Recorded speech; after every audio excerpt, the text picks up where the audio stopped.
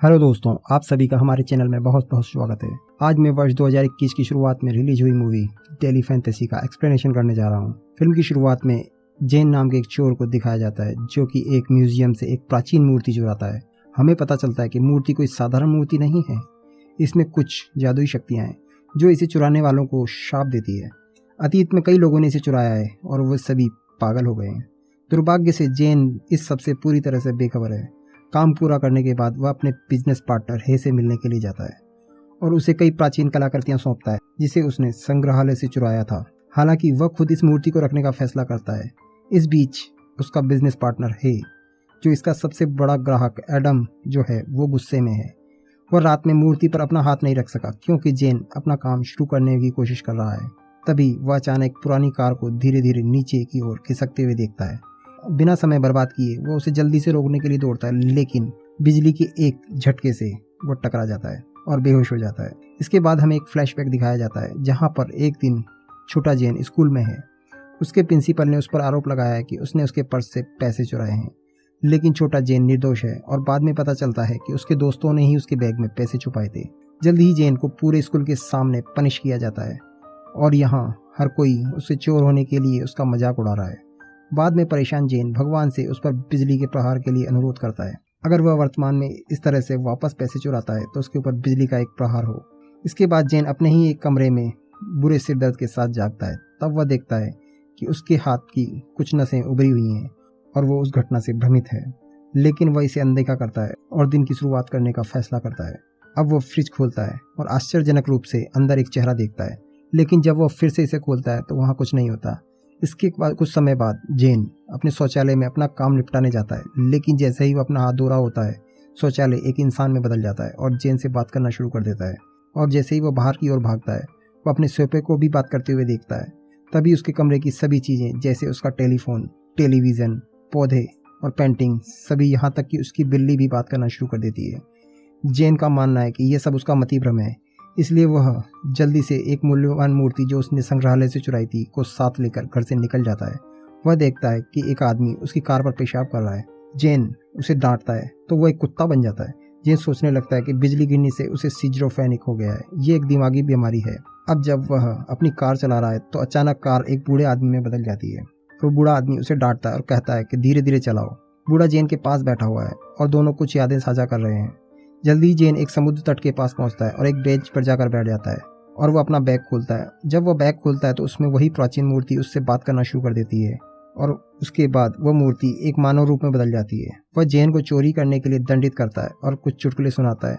जेन इस सबसे बहुत ही भ्रमित है, इसलिए वह एक डॉक्टर के पास जाने का फैसला करता है। जब वह अस्पताल पहुँचता है तो यह जानकर चौंक जाता है कि डॉक्टर वही प्रिंसिपल है जिसने उसे स्कूल में गलत तरीके से पनिश किया था। जेन उसका चेहरा देखकर थोड़ा गुस्से में है, लेकिन उसके पास कोई और विकल्प नहीं है। जेन डॉक्टर को सब कुछ समझाता है, लेकिन डॉक्टर उस पर हंसता है। परिणाम स्वरूप जेन उसके कंप्यूटर से बात करना शुरू कर देता है और उसे पता चलता है कि डॉक्टर बहुत कुछ छुपा रहा है, जैसे कि कंप्यूटर में बहुत सारा पोर्न है। डॉक्टर जेन की इस क्षमता से स्तब्ध रह जाता है और वह अंततः जेन पर विश्वास करने लगता है।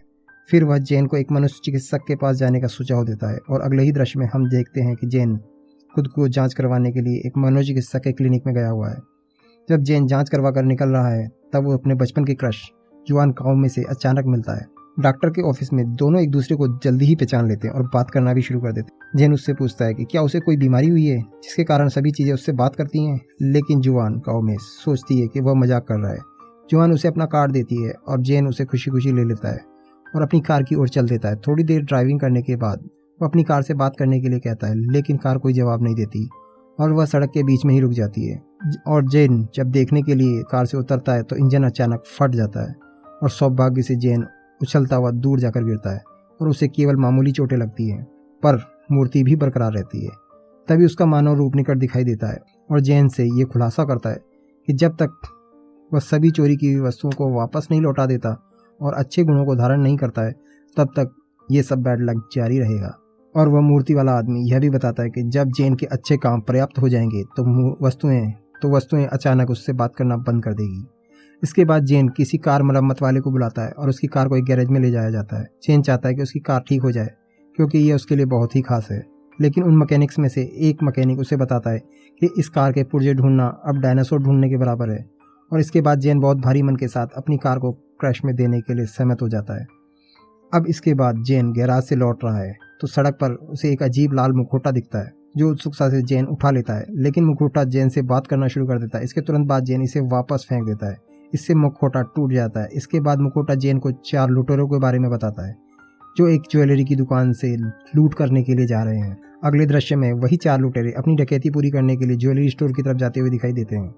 उनमें से एक लुटेरे ने अपना मुखौटा खो दिया है, इसलिए उसने एक महिला का अपहरण कर लिया और अपना चेहरा छुपाने के लिए उस महिला का अंडरवियर वो छीन लेता है। जब वो दुकान पर पहुंचते हैं तो पाते हैं कि कई पुलिस वाले पहले ही उनका इंतजार कर रहे हैं। यहाँ दृश्य कुछ घंटे पहले का दिखाया जाता है जहाँ जेन एक पुलिस स्टेशन में पुलिस को सूचित कर रहा है और सूचना पाने वाला इंस्पेक्टर इस बारे में सोचता है कि क्या जेन मानसिक तौर पर अस्थिर है। लेकिन जेन ऑफिस की मेज से बात करने की अपनी क्षमता का उपयोग करता है और वहाँ पर सभी चीज़ों को प्रकट करना शुरू कर देता है। जल्दी इंस्पेक्टर अपना मुंह बंद कर लेता है और उसे विश्वास हो जाता है कि जेन सच कह रहा है। इसके बाद पुलिस द्वारा लुटेरों को पकड़ लिया जाता है। इंस्पेक्टर जेन को अपने रिश्तेदार को फ़ोन करने के लिए कहता है और उसे चिकित्सा सहायता की आवश्यकता है ये भी बताता है।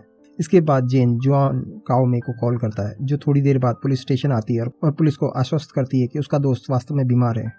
इसके बाद दोनों एक समुद्र तट पर जाते हैं जहाँ जेन उसे अपने आसपास की हर चीज़ के बारे में बताता है। हालांकि जैसे हर कोई जुआन काओमे भी उसकी कहानी पर विश्वास नहीं करती और दावा करती है कि उसे सिज़ोफ्रेनिया हुआ है और वह फिर उसे सामान्य सुनवाई के बाद वापस लाने में मदद के लिए सहमत हो जाती है और वह उसे फिर काउंसलिंग के बारे में बताती है और उसके काउंसलिंग के बाद जेन उसके साथ सहमत हो जाता है और जेन बीमार होने की बात और उसकी हेल्प दोनों को स्वीकार कर लेता है ताकि वो उसके करीब पहुंच सके।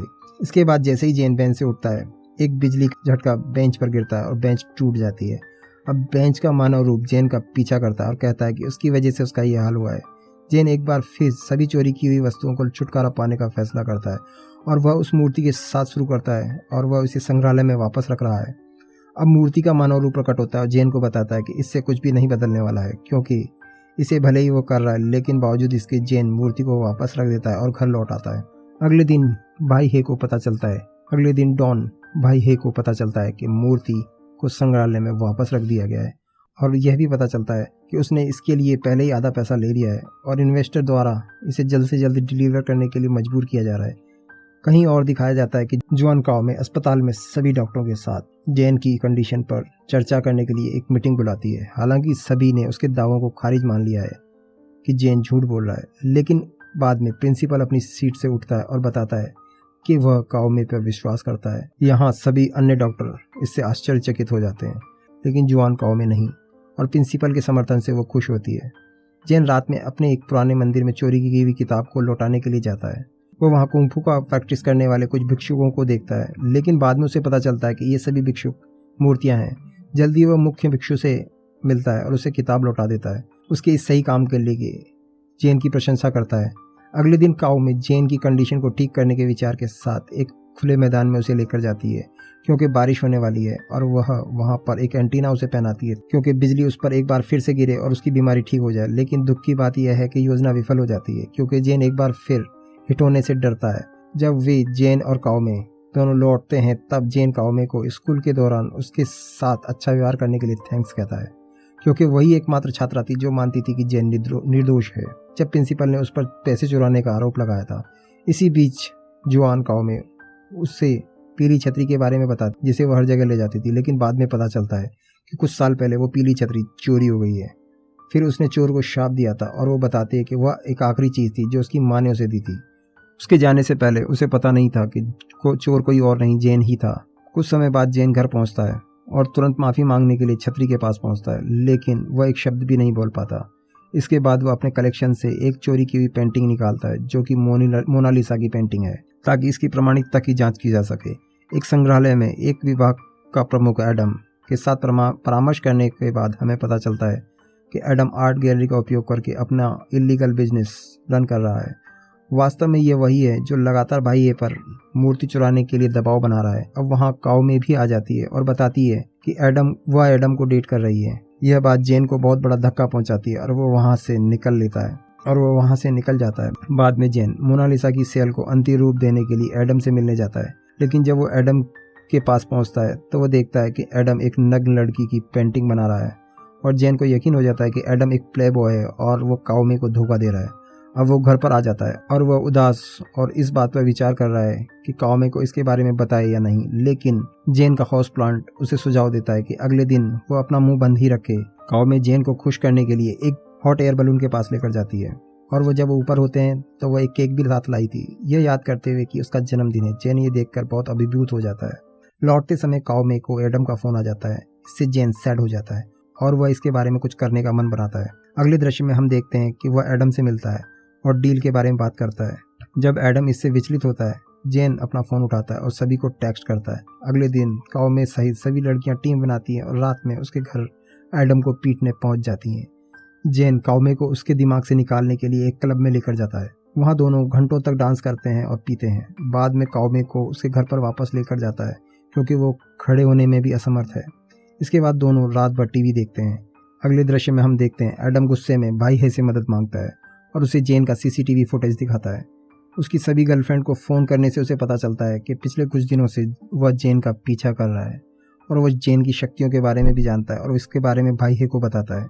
अगले दृश्य में जेन को दिखाया जाता है। जेन खुद पर विश्वास नहीं करता है, लेकिन जेन के घर पर जितनी भी चीज़ें हैं सभी उसको समझाती हैं कि जेन को खुद पर विश्वास होना चाहिए और वो इसके बाद इन सभी बातों पर सहमत हो जाता है। अब वो काओमे से मिलता है और बताता है कि वह बीमार नहीं है। वह उसे अपनी शक्तियों के बारे में भी बताता है और साथ ही साथ वो उसे पीला छाता भी देता है और बताता है कि कुछ साल पहले उसने ही इसे चुराया था। वो माफ़ी मांगने की कोशिश करता है।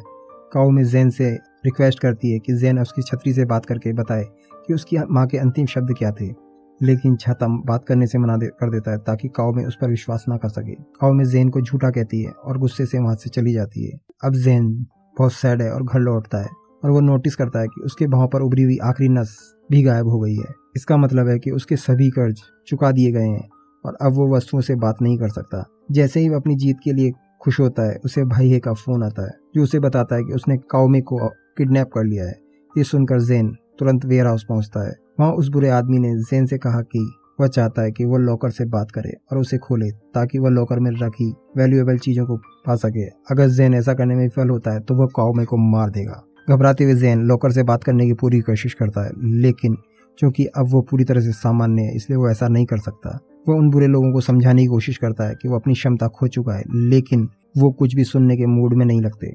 वो जैसे ही जेन और काओमे को मारने वाले होते हैं, तुरंत वहाँ पर पुलिस पहुँच जाती है और वो जेन और काओमे दोनों को बचा लेती है। अब जेन घर लौटता है और घर में बात करने वाली सभी वस्तुओं के बारे में याद करते हुए इमोशनल दिखाया जाता है और उसकी सलाह के लिए उनको धन्यवाद करता है। और साथ ही फिल्म के अंतिम दृश्य में हम देखते हैं जेन बारिश में चल रहा है और काओमे पीछे से पीला छाता लेकर उसे ढकने के लिए आती है, जिसका मतलब है कि उसने उसे माफ़ कर दिया है। मुझे आशा है दोस्तों कि आपको ये एक्सप्लेनेशन पसंद आया होगा और इसी तरह के वीडियो देखने के लिए हमारे चैनल को सब्सक्राइब करना ना भूलें। यदि आप चाहते हैं कि हम आपकी पसंद की मूवी का एक्सप्लेनेशन लेकर आएँ तो कमेंट बॉक्स में उस मूवी का नाम लिखें। आपकी पसंदीदा मूवी अगली बार हम जरूर लेकर आएंगे।